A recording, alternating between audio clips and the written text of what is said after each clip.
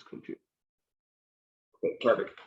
Back to the program. So yeah, so it just, you guys are gonna see that, I'm gonna give you tips and tricks, but at the end of the day, if you don't take the time to actually make the phone calls to actually, get over that step of having fear of speaking to people on the phone, that's when you guys will go ahead and start feeling comfortable. So here we go. So real quick, if you guys want to write this stuff down, take notes, please, if you guys got any questions, just write it down on a piece of paper, and then towards the end, I'll definitely have a Q&A to answer any questions. So leads, there's tons of ways of generating leads. I'm writing here a couple of them specifically of things that I have done that have worked for me. There is a million other lead generation programs out there. Not to say that these are better than those. These are just specific ones that I've used. So I have to the left, what I call rookie or free lead generation. I say rookie just in the sense of when you're a rookie in this business, you don't have money to be spending thousands of dollars on generating leads, or you don't feel comfortable in dumping money on something you don't know if you're going to be able to convert it or not. And I highly recommend no rookie to ever pay for leads until you're comfortable enough to talk to clients or have a follow-up strategy, which I'll teach you, just because you're going to be spending thousands of dollars and not see no return. So the left, we got obviously Facebook Marketplace. We have trainings on how to post on that. Social media, Instagram, Facebook, Twitter, Snapchat, LinkedIn. I mean, you name it, any social media works. Craigslist, open houses. What I mean by open houses, obviously you might be a rookie, you don't have an actual listing, but you can reach out to any of your fellow colleagues, ask if you can do an open house, and you can generate leads from there, especially in today's market. TruePeopleSearch.com is a way to get contact information of homeowners or people that live in a property. Instead of you having to pay programs to get that, this is a website you can get that from. Door knocking, you can use Zillow to get in contact with for sale by owners, to call them. Wholesalers, keynote on wholesalers. What I mean by wholesalers, obviously I always know a lot of people that do wholesaling are out there trying to do wholesaling. I definitely recommend you to go ahead, and if you build a relationship with some of these people, you can always reach out to them and say, hey, listen, I know you're doing a lot of wholesaling. I know out of the 100 people you call, maybe 10 of them tell you they're interested in selling. Maybe out of those 10, only one of them you can lock in at the low ball offer you're giving, but the other ones still showed interest. Send me those people. I'll break you off a 25% referral fee, a 30% referral fee, but you're actually getting a pretty hot lead because that person is interested in selling, just not for the low ball offer this wholesaler is trying to do. Other two programs that I recommend everybody to jump on, if you haven't jumped on, OpCity and HomeLight. They pretty much give you leads up front. They don't charge you nothing. However, they do charge a 30 or 35% referral fee at closing. So definitely good things for like people to just get that extra leads to come in. Now, lead generation. What was that again? Which one? The what last you one just said. What you just said. If you look at my screen on the bottom left, it says OpCity is one of them and HomeLight is another one. So OpCity is for the most part you get a lot of buyer leads from there. Oh, okay. HomeLight, you get a lot of seller leads from there. Obviously, you can Google those, look into those so you can get more information on how those work. But just to give you an idea, you sign up for those, they send you leads, and they charge you, either a 30 or 35% referral fee at closing. Then you got on the right-hand side, you have paid lead generations. You have obviously the Zillows, the Realtor.coms, Z-Buyers, one that gives you sellers and buyers as well. Listing to leads, Redx and Vulcan are calling programs that you use to get to call either expires, geo leads for sale by owners. Rentllinks.com is one that I have here that it's used for, a lot of us used to use it back in the days to generate rental leads. This is not just for buyers and sellers, guys. You can use some of these tips and tricks I'm going to give you guys as for renters also. So don't just think you can use these two for rentals as well. So let's go to the next. So rules for calling potential leads. These are my 7 rules. I did this on the fly. As I do this training more and more, I'll probably add to this, but these are the main ones that I came up with. Number 1, always be ready. What I mean by always be ready, Doesn't matter if it's Monday, it doesn't matter if it's Sunday, it doesn't matter if it's Christmas Eve, it doesn't matter if it's your birthday, it doesn't matter if it's 8 in the morning, it doesn't matter if it's 7:30 at night happy hour. If you will get leads coming in at all times. And if you're not ready to answer this lead, this person goes on to the next and you just lost a potential paycheck.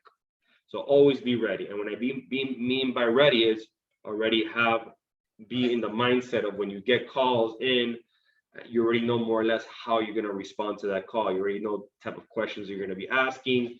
You already have an idea of how to go ahead and kind of convert that lead into a potential either follow-up call or a search right away.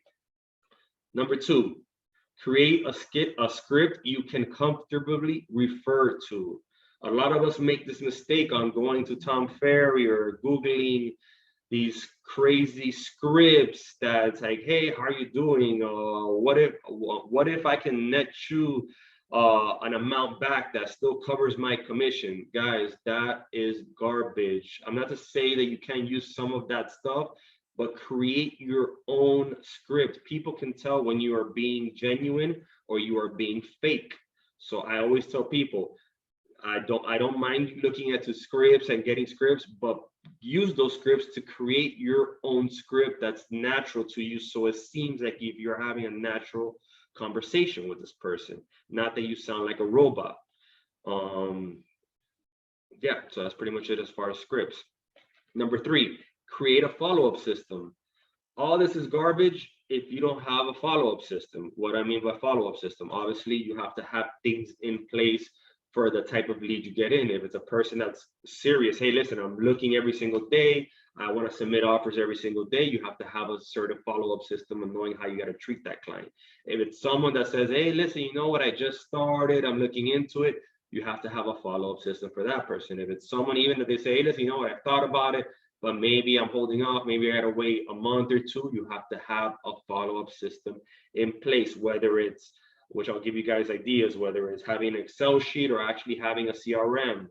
You have to have a follow-up system, because you will lose clients and lose tons of money without a follow-up system. Just to give you an idea, within one weekend, I lost about $30,000 because I didn't follow up within a day with a client that was a hot client. A call came in, got their information, had a great conversation, showed them one property, sent them some listings, waited like 2 or 3 days over a weekend to follow up with them, thinking that it was all good.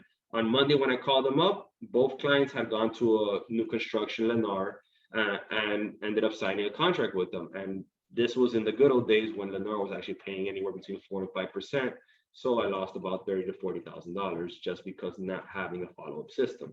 And it wasn't that they told me to call them later. It's just I didn't put in my notes or put reminders, hey, call this person tomorrow, keep following up with them. And I just thought that I can give a couple of days or a week to pass by and then follow up with them. So follow-up is very, very key. Focus on building relationships with your client. Rule number 4. It's not really about being the most educated. It's not about being the greatest salesman. It's the relationship you build with your client. I know plenty of realtors out there that can sell top dollar, or people that sound like they are the #1 statistic person in the world, but I will steal your client from you just because I know how to build a relationship with that client. I went from the words of the great famous Miguel Salva. If you guys don't know him, he's a good friend of the brokerage, big time realtor. And his words were very clear and made a lot of sense to me. Everybody hates a salesman. However, everybody likes shopping with their friend. So going to rule number 4, focus on building a relationship with your client. Rule number 5, be resourceful. What I mean by resourceful, I don't mean you have to be the person that's coming to help them out and going clean and all that stuff, but be resourceful in the sense of already build your team of your different vendors, have your title, have your lending, have a handyman, have a GC, have everything that you can think of that regards in real estate, have already a relationship with someone that you can refer them to, or that you can already give you some knowledge, that you can have some basic knowledge on all that you can transfer it over to that person. So if they have any questions, obviously you might not know all the answers to every single question, but you can go ahead and guide them in the right way to a person that will go ahead and give them the right question, and they will definitely go ahead and appreciate that from you. Rule number 6, don't be scared to receive a no. I know lots of lots of agents of mine, and a lot of agents that I've worked with are always scared. Oh my God, I'm scared, but what if they say no, but this and that? The day you get over receiving the no is the day you're going to see how easy and how much money you're going to make off making phone calls.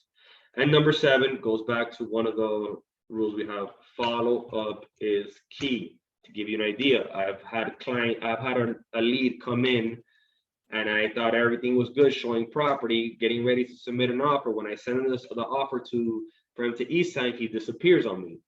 I called that person every single week, twice, 3, 4 times a week for a whole entire year without hearing a single text message peep from this person. Believe it or not, a year later, he finally answered the phone and said, oh my God, Chris, thank you. I've been just going crazy with work and all that stuff. I actually was going through a family problem. I resolved everything. I am ready to buy. And within 30 days, I put him under contract and sold. And you may think, oh my God, I got to call this person for a year. What does it take 30 seconds out of your day to pick up your phone and dial the person to see if they answer? That's all you got to do. That's all it takes. So those are my 7 rules right now as far as calling leads. On to the next. Now, let's talk about buyer/rental leads. I put this together just because this is kind of like you getting that lead that you're pretty much representing. You don't have a listing. You're on the other side. You're representing the buyer or the tenant. So with that being said, a couple of notes here. Give me 1 second. Let me just minimize this. Okay. Leads come in all the time at any given day. For an example, if you guys are investing into Zillow, Zillow has a tendency of you on a Sunday morning getting a call from Zillow at 8 a.m. Guess what? If you went partying the last night and you're hungover, you got to be ready to answer that phone call at 8 a.m. If not, that lead is going to someone else. And for all you know, that lead was a $700,000 cash buyer willing to pay $20,000 above market value and closing within 14 days. And because you didn't answer the phone call or you were hungover and you decided to ignore it, someone else got it. And yes, I am talking from experience. Generate a simple script with some questions that allow you to create a conversation with the client to filter them. There's tons of questions you can ask to a client. And I'll definitely, what I can do is, I can see if anything, I'll email through the brokerage. I have an actual pamphlet up that I use for buyers agents that has an actual bullet point of tons of questions you can ask. But it's not for you to ask this question like a robot. Are you working with an agent? First time home buying? No, it's for these questions are for you to use them, but to have a conversation with the client and to use it to go ahead and build a rapport with this client. I always tell people sometimes if it helps you out, create a little card that you can have in your wallet or in your purse, laminate it, and you put these specific main questions that you need to be asked, put it there. So if you ever do get a call, random call, sometimes, you know, we're at happy hour, we've had a couple drinks, our head's not right. To make sure that you don't forget some of these questions, you have this card on you on file. So when they call you, pick it up. Hey, how you doing? This and that. Oh, this and yeah, great. You're calling about this property. Awesome. Let me ask you a quick question. Are you working with an agent? Yes, no. Go on to the next. Oh, awesome. Great. You're now. Oh, listen, let me ask you a quick question. How long have you been searching for? Oh, about 2 weeks. Great. Is this the first time buying a home? Oh, yeah, it is. Oh, congratulations on that. Listen, I congratulate you. It's a big step. You know, I know you're kind of nervous. You know, it's a big investment for your first time, but don't worry, we're here to help you out. Let me ask you something. What are you in search for? You know, single family, how many beds, how many baths, what area, why specifically this area? Do you work nearby? Do your kids go to school? Or do you just grow up here? Or you just want this area just because? Oh, great. Okay, awesome. Quick question. Are you going to be financing or buying cash? Oh, you're financing. Oh, amazing. Let me ask you, what type of, are you already approved the lender? Have you spoken to somebody, gotten the process started? Yeah, yeah. Oh, great. What type of loan are you doing? Conventional? Great. How much down? 5%? Amazing. Great. Okay, more or less, what's your time frame? You know, and so on and so forth. There's a bunch of other questions you can get into. But for the most part, these are the main questions you wanted to. Obviously, are you working with an agent? Give you a quick funny story. I got a lead once that came in. It was all the way in Key Largo. I got on the phone with the person, spoke to him, talked it out, asked him, are you working with an agent? No, I'm not. Oh, okay, good. All right. Well, listen, I'll meet you there. Once again, call them again on the day we're gonna do the search. I'm gonna do do the preview of the property in Key Largo. Hey, listen, it's Chris. Oh yeah, Chris. Oh, okay, cool. On the way. As I'm on the way over there, when I get to the property, I notice a person gets off the car with a clipboard. When I get there and I find out it was actually a Keys realtor that was there waiting for the buyer. Coincidentally, the person that was the Keys realtor's also name was also Chris. So the buyer was confused as opposed to he thought I was him, he was me. So on and so forth. So always make sure that they're not working with an agent. Now, what to do if you because it's going to happen, especially in today's market. Everybody has a realtor nowadays. If you ask them, are you working with an agent? Yes, I am. A lot of people, oh, listen, okay, not a worries. They hang up, they don't want to work with that person. Oh, I'm not going to work with that person. Me, I'm going to go ahead and I'm going to try to steal this client.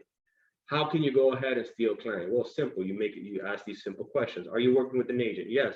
Okay, great, Stephanie. Let me ask you a quick question. Have you signed an exclusive buyer's agreement stating that you can only work with this person?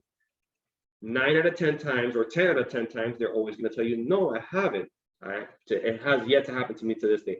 Oh, listen, Stephanie, the reason why I ask you that is because I'm not sure if you're aware. I'm sure you've been searching for it in the market. You know the market's crazy. You know it's tough. You know it's out of hand. The great thing with me is I am an expert buyer's agent.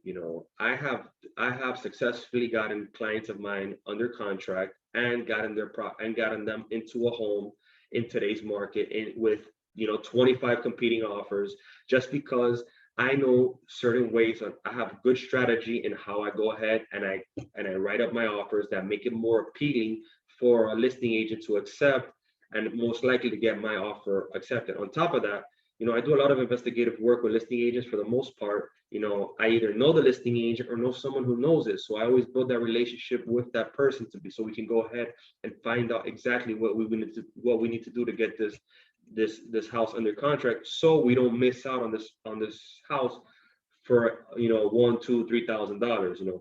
Let me ask you, are you okay if I help you out and if I show you that I can provide you better results than this agent you're currently working with? Are you willing to work with me? 9 out of 10 times they'll tell you yes. If they still tell you no, I'll still tell you, not a problem. Let's do this. I have your number. Do you mind if I give you a call 30 days from now to see where you're at? And if in the event you still haven't found the property, maybe you'll be open to working with a better agent then. Almost every single time they tell me, yes, not a worry, give me a call. And guess what? That's another nurture lead. But at least you're attacking tons of avenues and you're not just giving up on that lead just because they say, oh no, listen, I'm working with an agent. It just happened recently. One of my team members, I gave him a lead. The lead was working with another agent. I told him exactly what to say, and now this agent is locked in with. This lead is locked in with us and seeing properties. And on top of that, we were even able to steal them away from their lender to come to our lender as well. So that's just a quick tip there for you guys when you come across buyers that are working with other agents. So these are, like I said, guys, if you guys want to write down these questions, these are definitely must ask questions. You definitely want to get the contact info from them. Initial conversations should be longer than 10 minutes. Yes, that initial conversation you have with a client. If it's less than 10 minutes, it better be because you are on the way to go show them a property right then and there. If that's not the case, you better figure out the way to have a longer conversation with this person. Just because if you have anything less than that, any other realtor that's experienced in how to provide information and speak with clients is going to steal this client from you. Not to say that they won't go somewhere else, but at least if you've been on the phone with them 10 minutes, for the most part, you've built a good relationship with them. Listen to the client and respond according to their needs. Don't just go ahead. Like I said, this is when I go back to script talk. Do not just go off a script and ignore what the client is telling you. Give you an example. I had an agent, which I'm not going to say names, but they were calling and they got a potential seller on the phone, and the conversation was going well. And the guy was talking about, hey, listen, I was thinking about selling, but I don't know where it's supposed to buy. we got over that hump. I was convincing her, listen, don't worry. The great thing about us is, not only are we going to help you sell your house, but we'll do it in a way that we're going to make sure like you don't have to leave the house unless you go ahead and find something you want to buy. Point is, fast forward, the guy tells her, hey, listen, you know what? Give me a call later on. In a few weeks, I'm dealing with the shingles right now. I'm in pain. And her response, obviously, she's very new to this. She is not experienced. So she didn't listen. She's like, oh, listen, but I can bring you a buyer and provide you buyers. And I was like, listen to what he's telling you. The guy has shingles. He's not telling you a rebuttal about things. Just what your response should be there is, oh my God, show some empathy. Listen, not a problem. Let's do this. How about I give you a call in a week once you feel a little bit better, and then we can talk a little bit more in regards to that. Instead of just ignoring the guy that he's in pain and talking about you're going to provide him a buyer. Because at that point, he doesn't care what buyer you're going to bring him. He's just in pain. So always, always, always listen to what the client's telling you and respond to what they're telling you. Also, educate them as much as you can when you provide information when asked. This is goes back to a lot of you. If you're rookies and you're learning in this, I highly recommend you to take classes or at least attend trainings on mortgages, on title, on inspections. And it's not for you to become an expert in that, but it's for you to have at least basic knowledge. You have no idea how many clients have thanked me and have told me, thank you for providing me. And it's the simplest information, such as, hey, listen, you can't buy a condo with FHA for such and such reason. Not just you can't, but you explain to them, the whole thing about the condo questionnaire, reserves, is it warrantable? And about 90% of property condos in Miami-Dade are not going to be accepted FHA, blah, blah, blah, all that stuff. A lot of the times they don't know that. And by you providing that makes you look like an expert and makes them feel comfortable working with you. So definitely get educated on all aspects of real estate. That was with buyers. Now let's jump on to seller leads. So with seller leads, I know a lot of you think the cold calling, oh my God, I'm scared. I'm calling somebody to see if they want to sell their house. What I always recommend people to do is create a reason to call them. Don't just call them, hey, how are you doing? You want to sell your house? No, create a reason why you're calling them. And you think, what reason can I create? I just came in real estate. What can I do? There's plenty of ways to create a reason to call them. So one way you can do it is you're in a brokerage. We have, I think, 1,500 or 2,000 agents. I'm sure we have about hundreds of closings every month. Look up a listing that lifestyle clothes, and then go ahead and go ahead and call people in that area, and you tell them, hey, listen, I'm just giving you a call because my office, we just recently sold a property in your area, and we're just reaching out to everybody in the neighborhood just in case you guys want to take advantage of the high rise in prices in your area. So we're just reaching out to everybody to see, if you want a free home evaluation, if you're curious to sell, we recently did sell in the area, and we still have buyers left over from this house we sold that are still interested in your area. Another way you can create a reason, hey, listen, I have a buyer in the area that's looking for this specific area. As you know, inventory is extremely low. There's nothing out there. I'm reaching out to everybody in this neighborhood just in case you thought about selling. I have an actual buyer that's qualified and ready to go. If someone's hosting an open house in an area, call them. Hey, listen, we're just reaching out to everybody in the neighborhood because our office or myself is hosting an open house in the area. In case you want to pass by, or in case you have anybody that's interested in purchasing in the area, or if you yourself are curious, come by the open house. We can talk. We can talk a little bit about your property.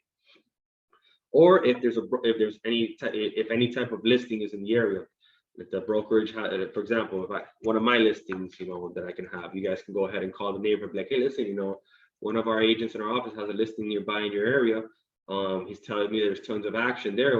We're just reaching out to everybody in the neighborhood to see if anybody's interested in potentially selling as well. We're listed at 500. It's potentially that I see your house here is a bit more and bigger square footage. You can potentially get more than that. These are just different ways of how you to open the door, so it's not like you're just calling a random person and asking them to sell their home. You're giving them a reason. You're providing education. You're providing knowledge to them about their area. Well, also now seller leads. Also, when creating seller leads, create a script that allows you to flow into conversation. Same thing with buyers. For sellers, create a certain type of script. For example, if you guys are calling, for example, if it's an open house, you guys are hosting an open house, and you want to call the neighborhood, create a script that's, at least for the most part, the main sentence is always the same. Hey John, how you doing? My name's Chris. Reason why I'm giving you a call is this weekend on Saturday, I'm actually hosting an open house in your area. Yeah, man, it's the address. Here's the address. Boom, boom, boom.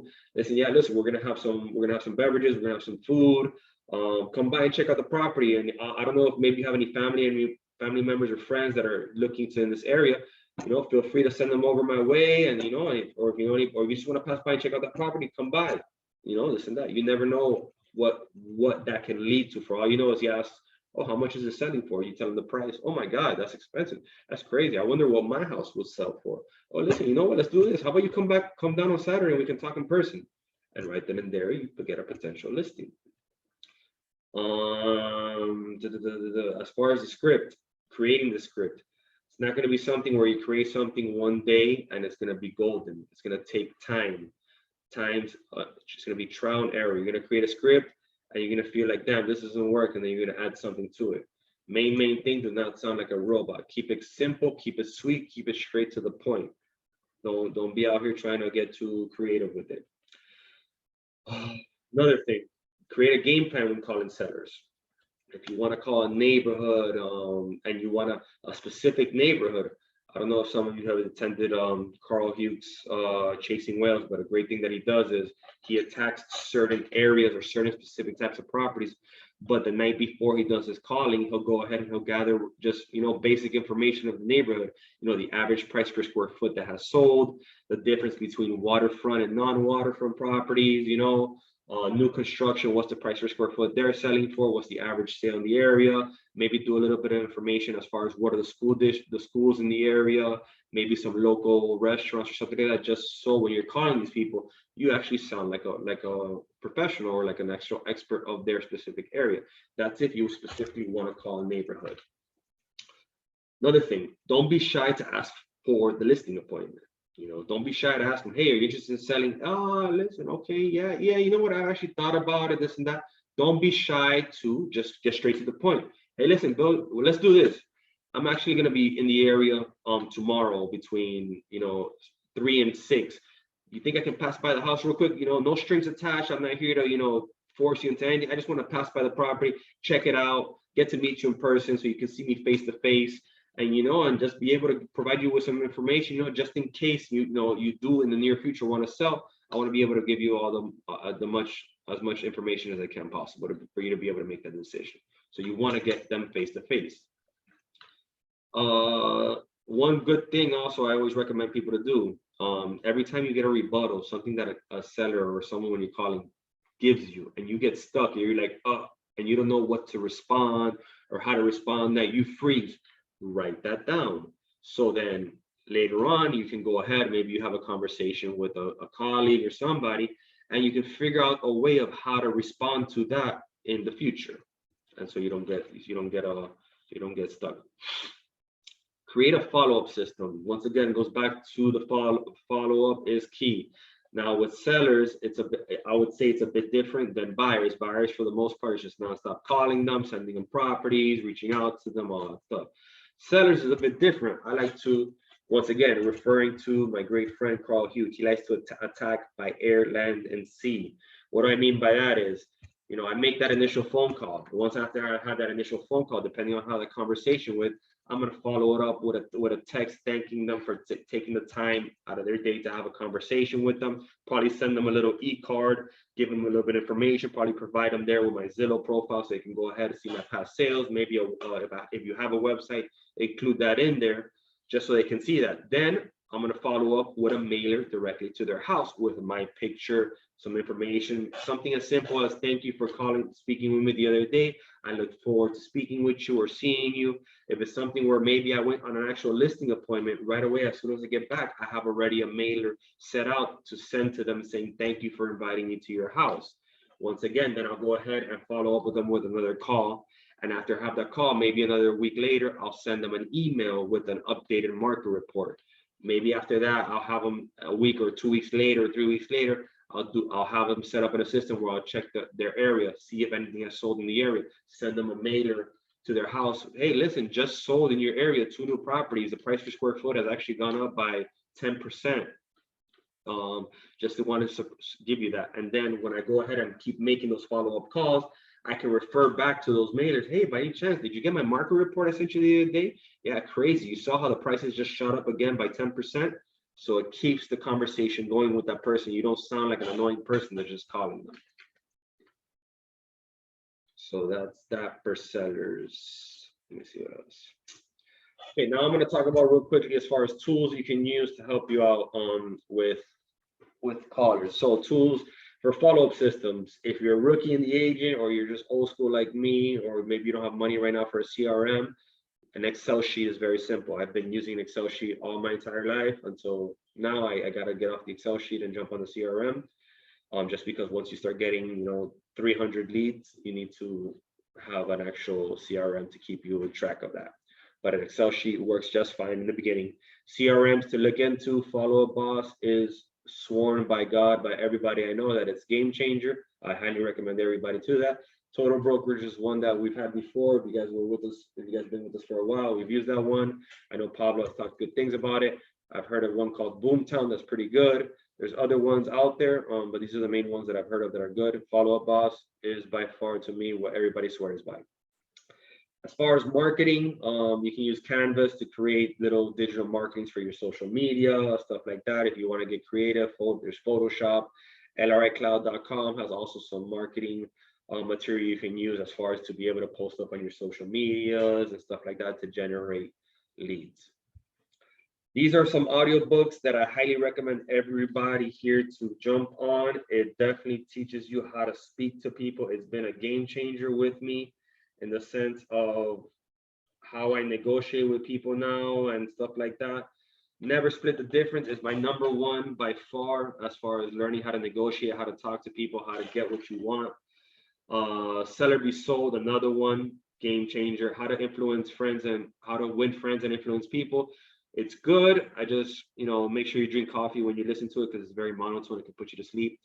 The Hyper Local, Hyper Fast Real Estate Agent definitely has some amazing pointers there on how to go ahead and do things in your business that helps you out.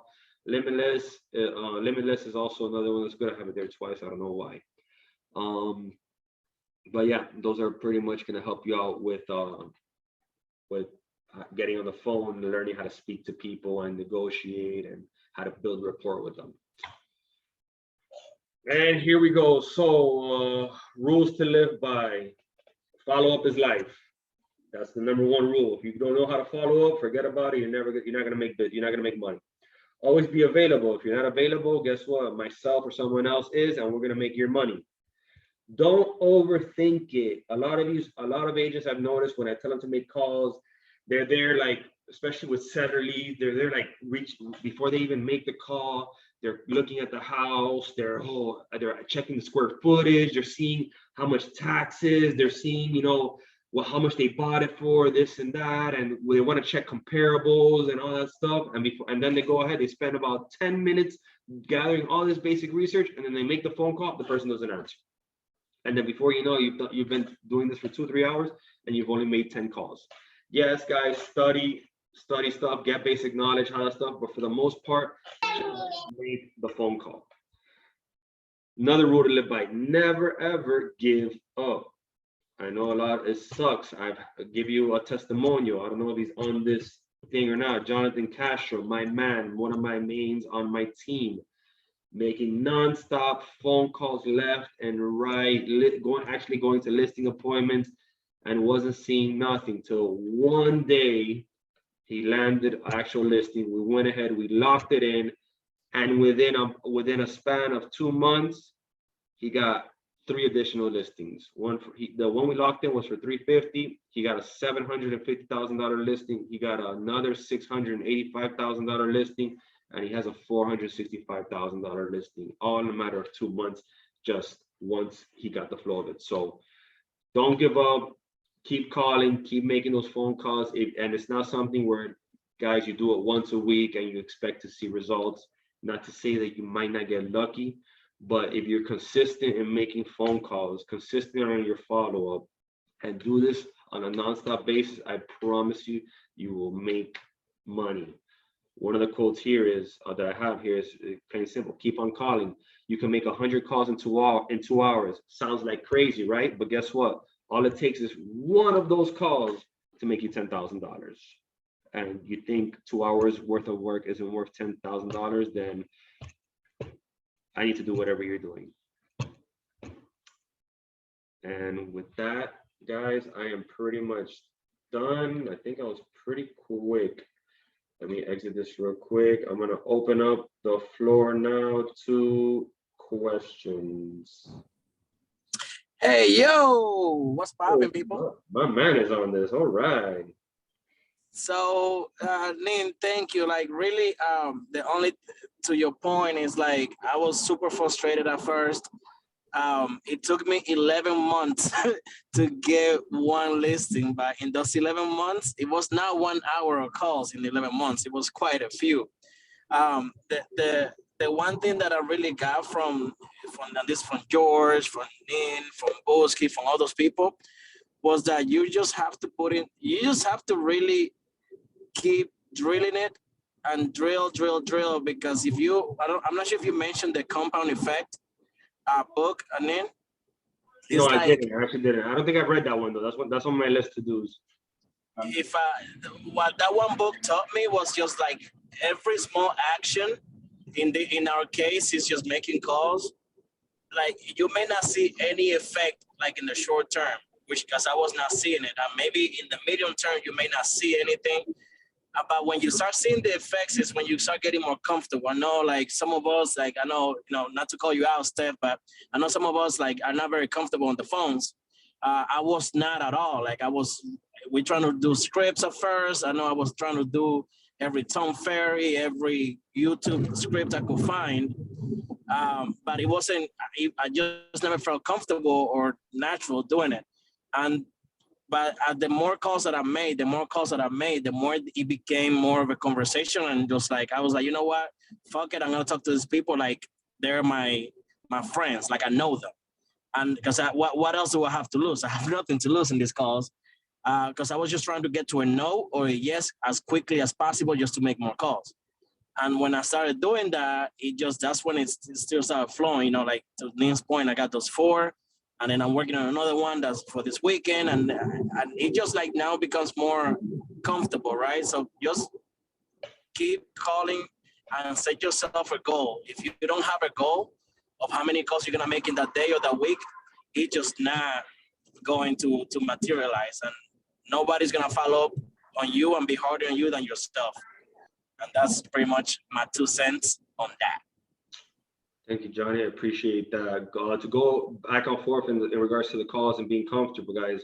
One thing I recommend you, find a friend in the business, whether it's someone here in lifestyle or even in another brokerage, and sit down with them and tell them, you know what, Tuesdays and Thursdays, let's freaking make calls together. Why I say do it together?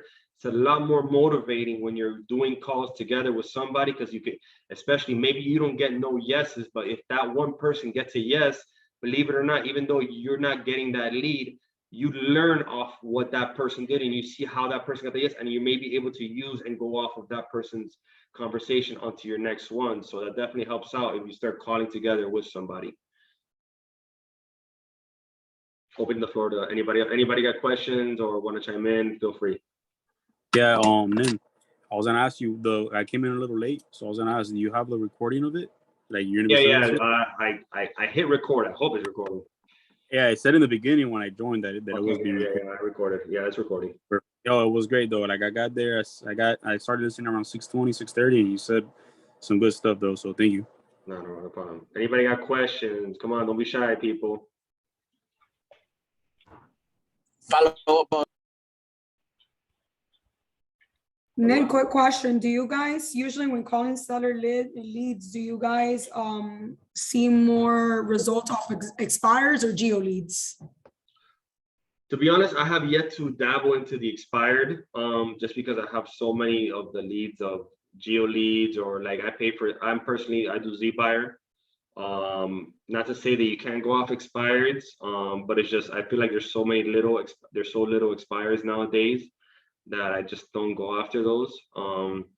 But at the end of the day, what I could recommend you guys to do is, a good thing you can do is go back 3-4 years on the expired, see what expired 3-4 years ago, and cross-reference those houses to see if they've recently sold or they've been recently listed up. If they haven't, go ahead and call those people back. And those are potential ways of calling them. Like, listen, and that's, you're in there. It's not you calling a random person. Hey, listen, I noticed that, you know, and back in 2018, you were selling your home and it expired. Wait, what happened there? Was it something you just didn't? Well, what's the reason you think it expired? Was you guys weren't getting showings? You guys couldn't get an offer right? This and that. Get some feedback, and then listen. Well, I'm sure you know how the market's gone up, but you know, it might be possible for you to get what you were asking for, if not more, in today's market. You know, if you would like, I can run a quick home evaluation, see more or less with the tools I have in place, how much I can get you. And I always emphasize, guys, I know a lot of time.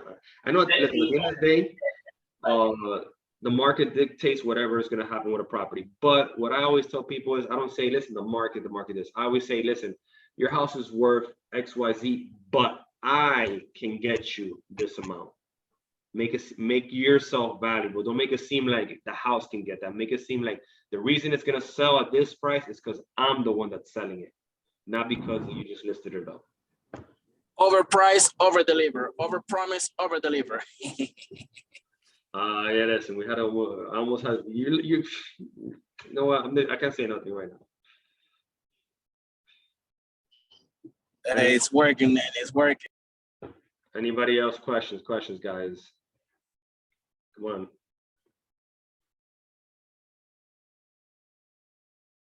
Oh, this is very quiet. No, there's no. How are you getting the homeowners' phone contact numbers? Okay, sorry, damn, I can't believe I didn't go after that. So if you're not paying for leads, so one of the things I do is, if you saw on that first slide, it's called truepeoplesearch.com.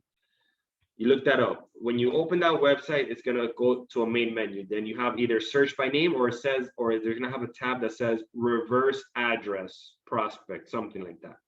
So what I go ahead and I click the reverse address, I'll type in the address of the property, and then it's gonna pop up with a bunch of different contact names. So what I'm gonna do is I'm gonna get the tax roll of the property, see who's the owner, and then I'm gonna look for those names on that website. And for the most part, 99% of the time, they have it there.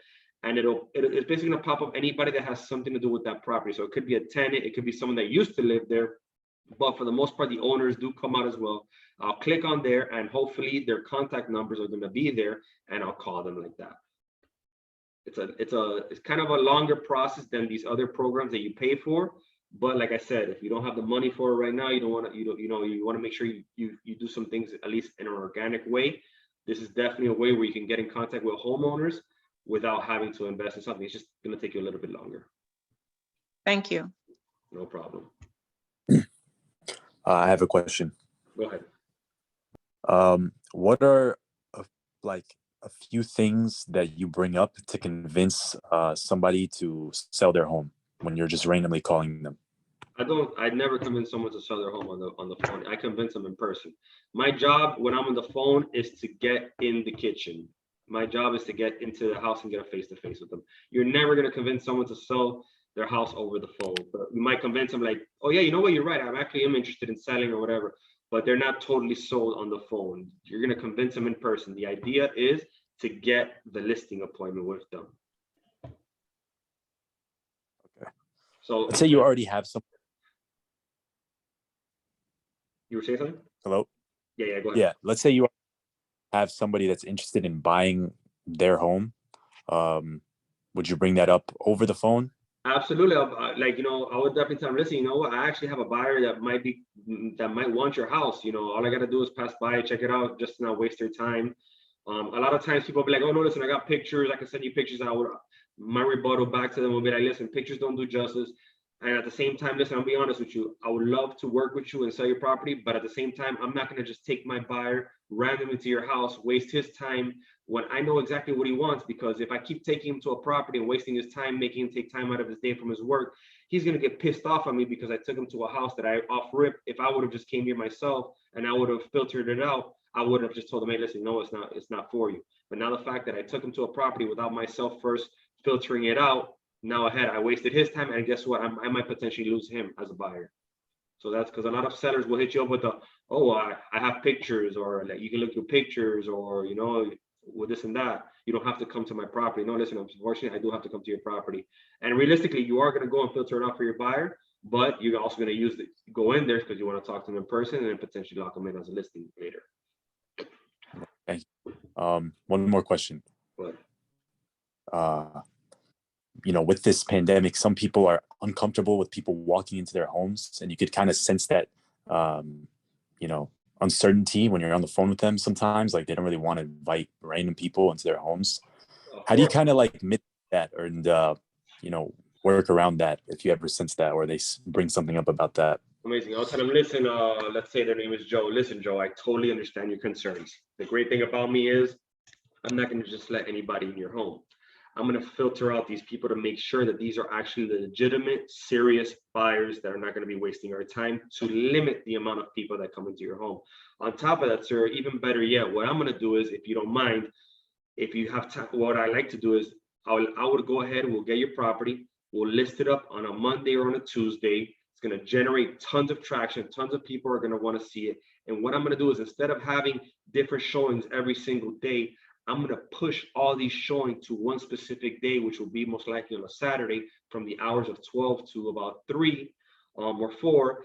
I'll have you guys step out the house. I'll make sure that everybody has to come in with masks on. So I'm only going to have 2 to 3 groups of people in the house at a time. And that way we knock out all these people in one shot, and it's not taking time out of your day or having the inconvenience of people coming in and out when you're there. Awesome. Thank you. No problem. Anybody else? Yes, no, maybe so. Come on, guys. I don't really do this often, so take advantage of me. Oh, me being here. Hi, I have a question. I think you mentioned on it before, but I missed part of it. Which one did you say? I guess all of them, but which one would you say? You said the Geo Leads and the expired you do a couple of years later. What about for sale by owners? Okay, so for sale by owners, for sale by owners, you can definitely find them on either fsbo.com, or you can go on Zillow and just filter it out to for sale by owners only. I know a lot of teams, a lot of agents of ours have some success with for sale by owners. You can go ahead and that way. The way I tackle I would tell you to, or at least recommend you to tackle for sale by owner is, I would let them know, listen, you're doing, I honestly believe I know you're trying to save, money on commissions, but for all you know, you're doing a disservice to yourself because you're not giving the most potential exposure to your property. The reason why properties nowadays are up so high is not just because it's Miami, or just because people feel like selling their property. It's called supply and demand. And guess what? You're limiting yourself to the amount of demand for your property by not listing it up with an agent. So by you thinking you're gonna save yourself a couple $1,000s, you never know, you might be actually losing out on $10,000 or $15,000 by allowing an actual professional like myself to go ahead and market your property, give it the most exposure possible for your property, and creating a demand for it. I'm sure you're getting calls nonstop. You might get a person that might offer you, let's say you're asking 500, they might offer you 500, but guess what? They go on their inspections, they have an appraisal, things don't go out the way it's supposed to. So inspections come, they try to negotiate because they have leverage on you. And for the most part, you might cave into that. I know you think you might not to, but you might just cave into that. For when all you know, if you would have listed up with a professional like me, instead of getting 500, we'd probably be at 530, 545 right now, with about $15,000, $20,000 above appraisal. And with a 5-day inspection period, and with that they're not allowed to request no credit because we have another 3 backup offers just in case they decide to pull the plug. Okay, thank you. No problem. Next. And another question, when you call on these Geo Leads and expireds, or just in general, what do you recommend as far as time wise? Like, what are the best times to call in your opinion? Everybody says different times. I'm going to be honest with you, call whenever. I mean, I had people that picked up listing appointments at 12 o'clock. I have people that picked up listing appointments at 7, 8 o'clock at night. I have people that swear by calling at starting at 7 a.m. Me personally, I don't like calling at 7 a.m. because if you call me anytime before 8:45 to sell me anything, I don't care if it's something I need. I'm not gonna buy it off you, or I'm not gonna listen to you. So I like calling me specifically after 9:45-ish. If 8 a.m. works for you, by all means, call whenever. Like the important thing is to call and call consistently and a good number amount of times, not just 5 calls. No, you need to make at least minimum 50 calls, minimum. And that's like for you to just get by. Okay, thank you. No problem. Anybody else? Yeah, on one of my calls, I had a seller that I was explaining to him the advantage of selling right now because we do have low inventory and a lot of buyers. And one of his response was, yeah, you can get me top dollar for my house, but then I'm gonna have to pay top dollar for wherever I move. And I kind of choked on that. I didn't really know how to answer that. So I know you've answered this before, Chris, but I thought I'd share it with everybody. Okay, so the way I would attack that is be like, listen, have you ever thought about selling your property? Yes, you thought about, okay, well, what were your plans if you were to sell? Forget about top dollar, this and that. What were your plans? Oh, were you planning on downsizing? Were you planning on upsizing? Were you planning on moving to another relocating somewhere else? What was your idea? And from there, depending on how that conversation goes, then you actually maneuver. But for example, if they were looking to downsize or something, now you tell them, listen, I understand, it's the way the market is. The great thing is, like I said, you're able to take advantage of all the equity you got right now and move into something new, whether it's to upgrade, downsize, or whatever. But like at the end of the day, I'm not forcing you to move out. You're not forced to move out. Just because you decide to sell doesn't mean you're forced to move out. The great thing about today's market is that buyers are giving the sellers pretty much what they want, not even just as far as money wise, but as far as time and contingency wise. We can definitely, any offer we accept, we're going to accept it with the contingency to make sure that you find the next property you need to move to, that you're not going to be forced to leave 30 days from the property and be stuck homeless. We're definitely able to put those contingencies in there. Look at me, I just recently sold the property. The client was paying stupid top dollar for it, and it was a 6-month closing because my seller was waiting for his house to finish being built. And we started off with 90 days, then added another 60 days, and before you know it took 6 months to finally close on the property.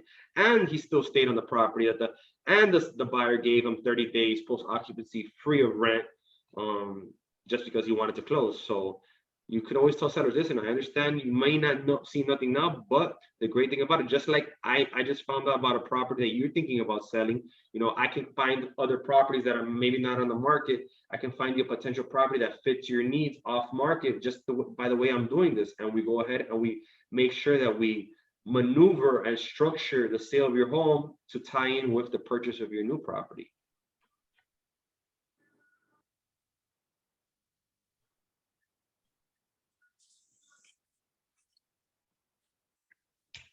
Everybody, come on, next.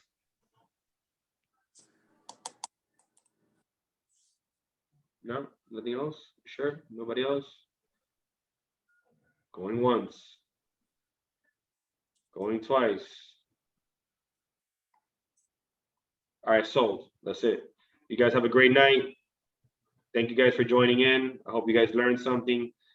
If you guys need any help or anything, give me a call. I'm the West Gables branch manager. Follow me on Instagram, @knows_.